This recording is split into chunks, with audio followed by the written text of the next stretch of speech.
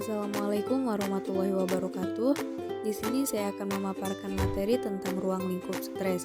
Sebelumnya, perkenalkan nama saya Pina Sakinah dengan nomor induk mahasiswa 0142S1A020030 semester 3 kelas A dari Prodi Administrasi Pendidikan. Pembuatan video ini bertujuan untuk memenuhi tugas akhir semester mata kuliah Manajemen Stres dan Konflik dengan dosen pengampu Ibu Resya Fahrunisa MPD. Pengertian stres. Stres adalah gangguan mental yang dihadapi seseorang akibat adanya tekanan. Tekanan ini muncul karena adanya keinginan atau kebutuhan yang tidak terpenuhi. Stres pada hakikatnya merupakan ketegangan emosional dalam interaksi antar seseorang dengan lingkungannya yang dapat mempengaruhi kondisi fisik dan mental seseorang.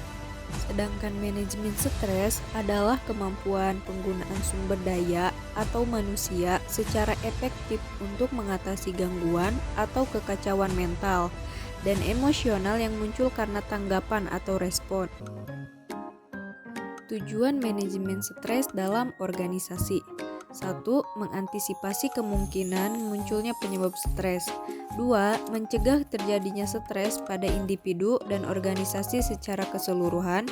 3. Mengelola stres agar tidak menimbulkan akibat yang lebih buruk. 4. Memulihkan individu dan atau organisasi dari stres. Stres bisa menampakkan dirinya dalam berbagai bentuk yang bersifat 1. Fisiologis, seperti perubahan yang terjadi dalam metabolisme seseorang, gangguan pada cara bekerja jantung, pusing, dan gangguan pernapasan.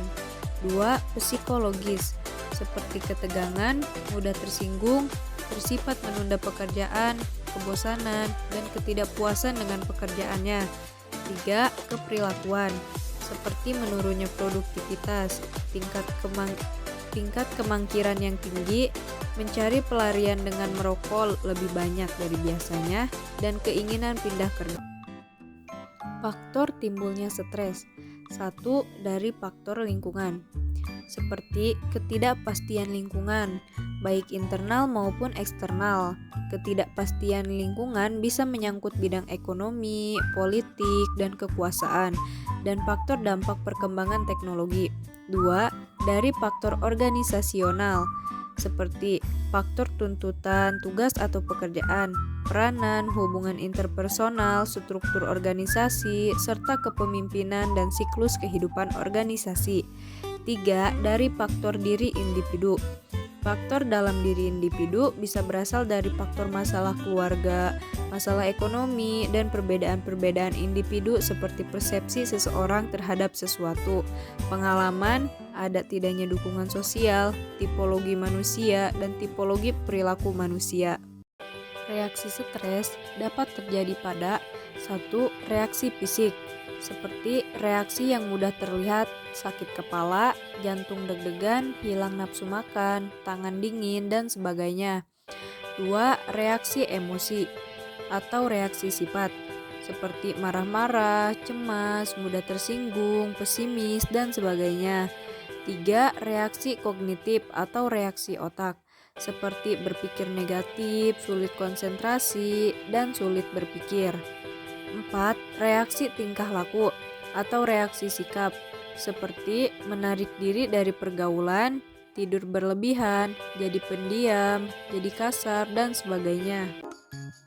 Dampak dari stres ialah 1.